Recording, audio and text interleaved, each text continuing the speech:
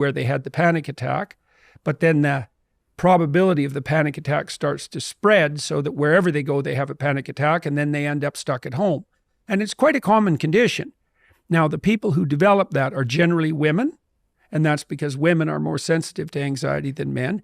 They're generally women who had an over-dependent relationship with their parents, maybe particularly their father. They're generally women who went from their father to a boyfriend who was either overbearing and overprotective, or who was enticed into becoming that by the dependency of the person, of the sufferer. And then, so imagine you're a dependent young woman, you haven't learned to stand on your 2 feet. Every time you had a problem, you were taught to seek authority. You sheltered behind the protective walls that someone else had established for you. You married someone like that. Now he died, or you're getting a divorce, or so that wall is starting to come down. Okay, so all that existential panic starts to rise. You start panicking when you go out, and you end up at home unable to move. Also thinking you're the only person in the world who's suffering that way. And so what you do is you find out, you do a problem analysis, and you find out their core fears. And agoraphobics are often afraid of elevators. And that's quite convenient because there are elevators everywhere, so you can start having them confront their fear of elevators. So how do you do that? Well, if they're really terrified, you say, well, let's look, why don't you come sit by me and let's look at some pictures of some elevators. And you say, look at the elevator. Okay, now imagine being 20 feet from it. How are you feeling? And they'll tell you. They're nervous, they're afraid they're going to get trapped in the elevator. They're afraid they'll have a heart attack. They're afraid that they'll be in there with other people who are watching them panic and have a heart attack and being humiliated. So the 2 big categories of fears for people are like painful death and then public humiliation.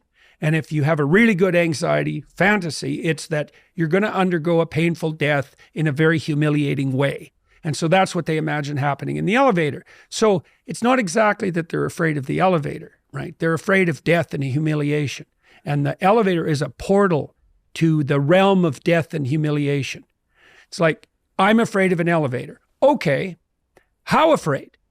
Could you look at an elevator from 100 yards down the hall? Well, like, if it isn't 100 yards, then 125 yards. Like, you'll find some threshold that the person can tolerate.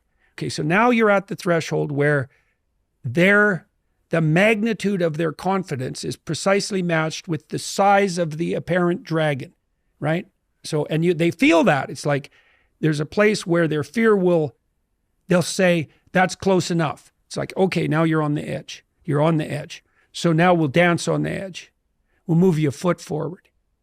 Okay, so let's move a foot forward. Okay. Anything negative happening? Well, I'm feeling a little nervous. Okay, well, let's just stand here for a bit. Keep your eye on the elevator. Don't hide, because you can avoid by just not looking. And we do this all the time. We look away. And the bigger the dragon, the more we're likely to look away. People don't like to look at, and you can understand why. People will avert their eyes from atrocity.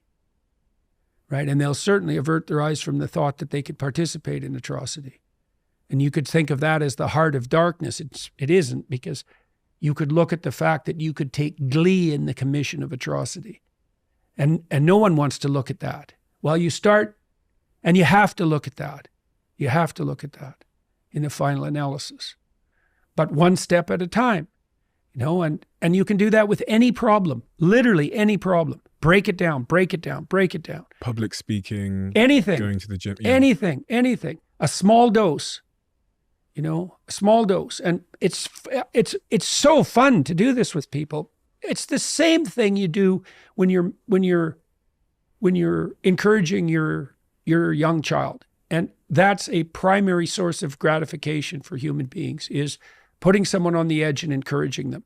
And so you do that as a clinician. So I loved being a clinician because, people say, well, how can you, how do you tolerate listening to people's problems?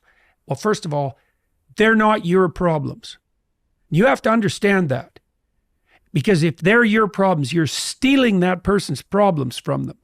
Because you could come to me, especially people who are, very unsophisticated. They can come and talk to somebody like a well-experienced clinician, someone whose breadth of knowledge exceeds theirs by a substantial margin. And that person can just give them advice.